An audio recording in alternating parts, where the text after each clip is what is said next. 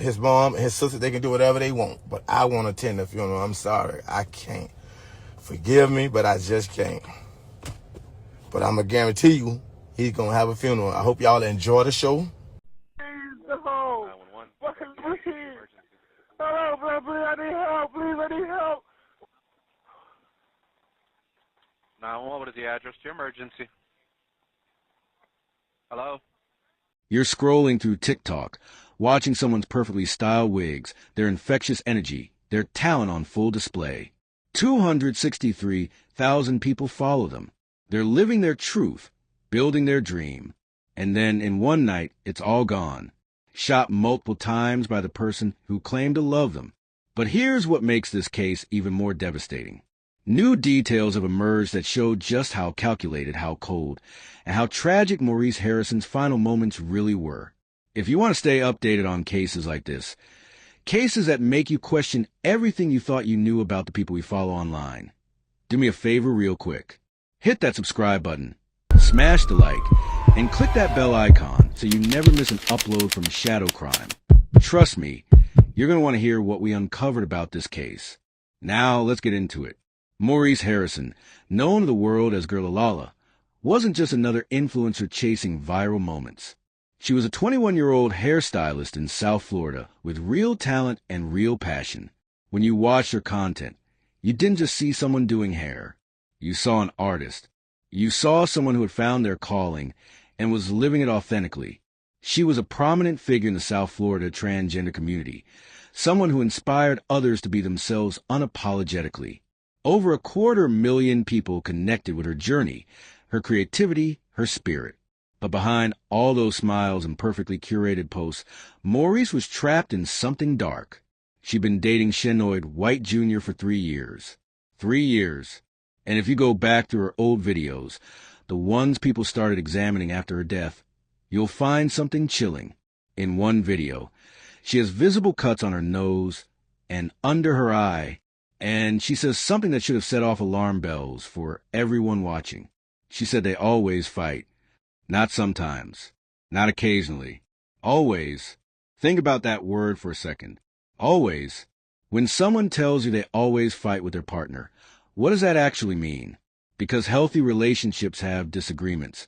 Sure. But constant fighting? That's not love. That's chaos. That's control.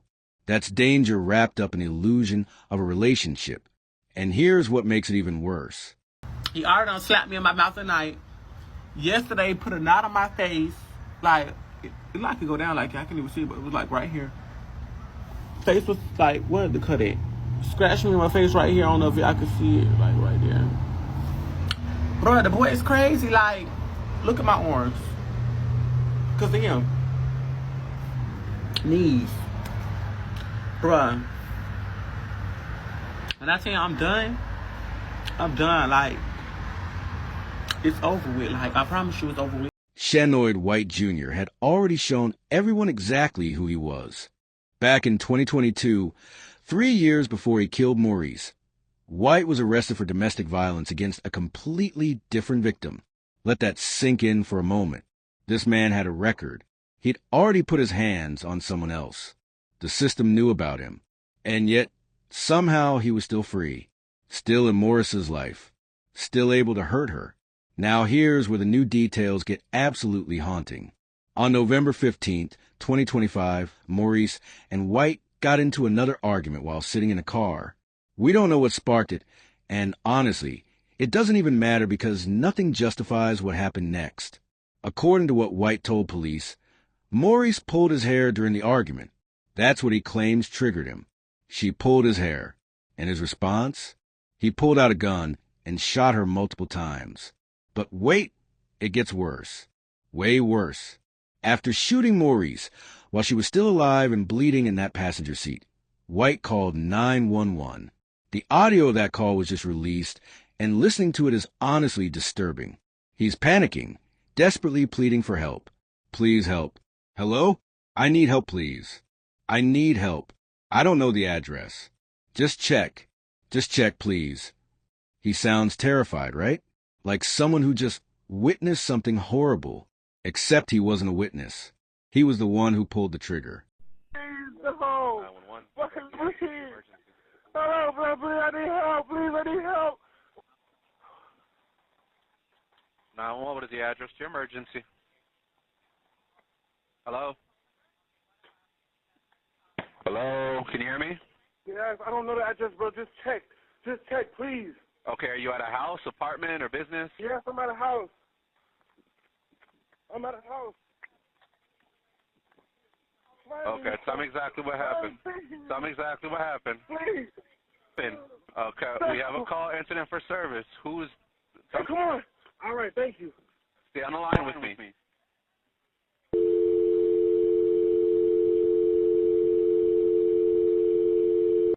Hello?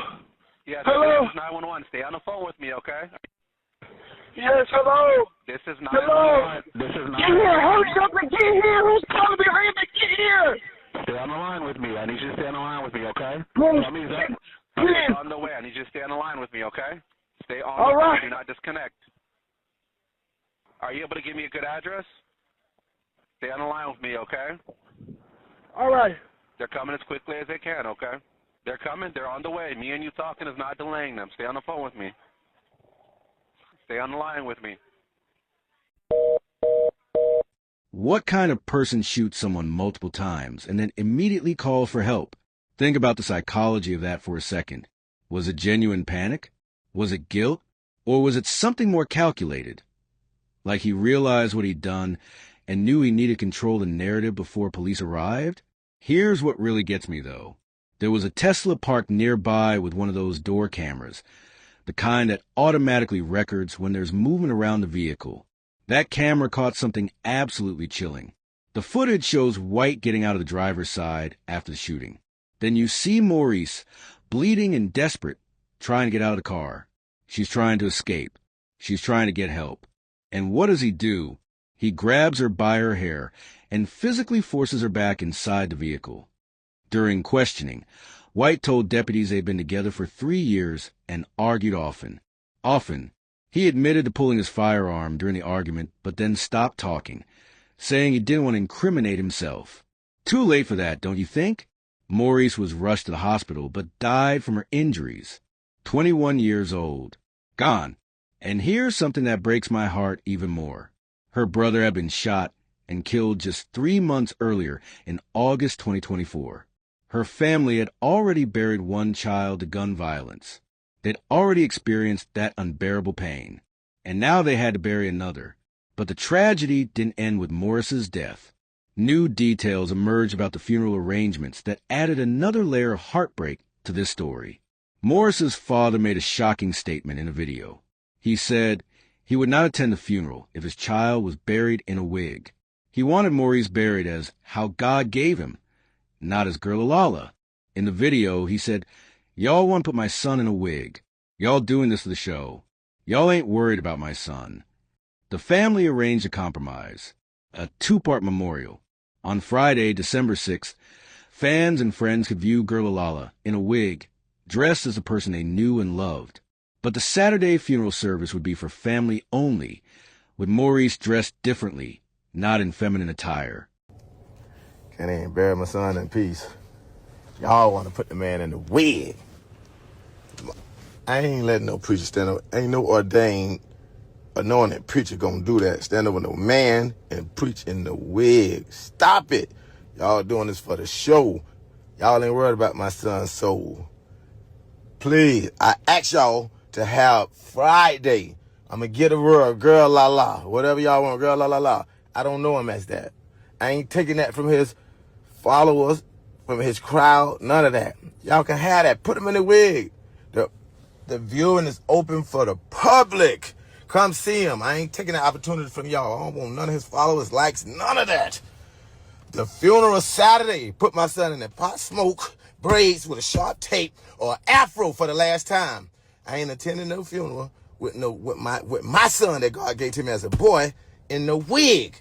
I ain't attending no funeral. I'm not attending no funeral like that. I ain't been held accountable. You can. Once I secure and make sure my son got a funeral paid for y'all, for the people who truly genuine, donated and supported. I thank y'all. Everybody that called, text, email, prayers, thank you. That genuinely loved my son and supported him and want to see him buried the right way. I'm going to make sure that everything is taken care of.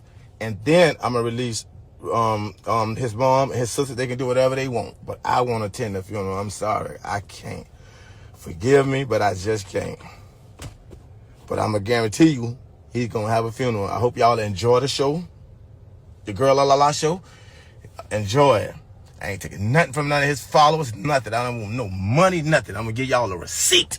I don't want none of that. I buried my son last year. No GoFund. Family and friends only. Thank you. If you helped me bury my son Boosie last year, thank you, man. For everybody that helped me, his family, my family, friends, supporters, thank you. Phone calls, again, thank you. Text messages, prayers, thank you. That I ain't get one person to offer besides the people that did. I don't want to look over you.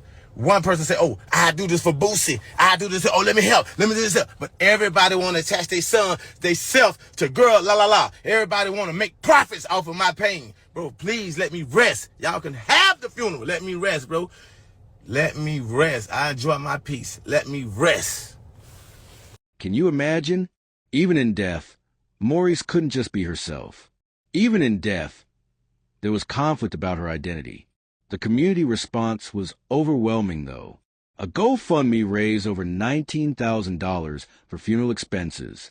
Rapper JT, who had a connection with Maurice, donated $13,500 and posted a tribute about how grateful she was for the love Girlalala always showed her.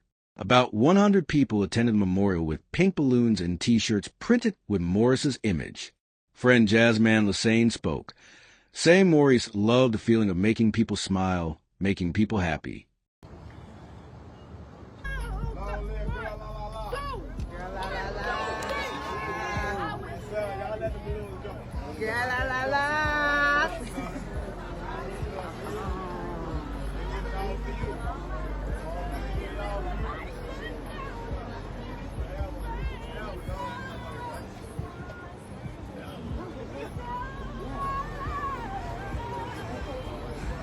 Shanoyd Whyte Jr. appeared before a judge and was denied bond. He's being held without bond, charged with first-degree murder with a firearm. First degree means premeditated. Prosecutors are seeking the maximum penalty, life in prison without parole, or possibly even the death penalty. He hasn't entered a plea yet. Maurice's family, too overwhelmed to speak publicly, released a statement saying, "We appreciate every prayer, kind thought, and gesture during our time of bereavement. Now, we are just praying that justice is served to the fullest degree." She want to go up under my wig. Y'all only saying that we don't respect the motherfucking family because y'all only looking from the motherfucking outside. But once you next to a bitch and you sleep with a bitch every day and they vent to you and they say they don't want nothing to do with that family, they're changing their last name to my last name because we treat her as a family. Bitch, it was my people. Me and Girlalala people. Bitch, that was there for her. Bitch, it was nobody else. And when Girlalala got locked up, where was you hoes? Where were y'all? I didn't see nobody. She didn't reach out nobody but her sister Destiny. And that's, like I said, that's the only bitch that I would respect. Destiny, that's the only bitch that's good. Destiny understand. Destiny wants to go on up under as Girlalala, bitch. Who the fuck want to see exotic more, bitch? So give Girlalala, give the fans what they want, give everybody what they want, give Lala what she want. Don't worry about if I took a shower or not, bitch. I'm going home not to take one out, bitch. I had a fucking ball. Bitch, y'all see my motherfucking bitch, I'm clean, hungover. Let me see what happened. Bitch, like I haven't hungover. What happened? It's just so much that's going on, and then both sides have a good point. But dad, y'all should, okay. Y'all respectfully. No, I understand. I'm not even understand what daddy said. Bitch, I understand that's his child. But bitch, fuck nigga, get what she wanted. It's not what you want. It's get what she wanted. I would understand. Lala was like a 7. Like if she was a child, Lala have her own mind. Give Lala what she wanted. What? Lay Lala down as a family. Y'all want to divide. Y'all not his real friends for real. Bitch, we is his real friend. I don't give a fuck how y'all hoes take anybody. But I don't give a fuck how y'all hoes take it. We know what. So here's what I want you to think about. How many people saw those cuts on Maurice's face in her videos and said nothing? How many people heard her say they always fight and just scroll past? Why do we normalize violence in relationships until it's too late? And here's the bigger question. What does it say about our system that someone with a 2022 domestic violence arrest can go on and murder someone 3 years later? What are we missing? What conversations aren't we having? If this case made you think differently, if it opened your eyes to the warning signs we ignore every single day, then share this video. Hit that like button. Subscribe to Shadow Crime if you haven't already, because we're covering the cases that need attention, the stories that force us to ask uncomfortable questions. Maurice Harrison deserved better. Girlalala deserved better. And maybe by talking about these stories, by refusing to look away, we can prevent the next one. Drop your thoughts in the comments. I'll see you in the next case.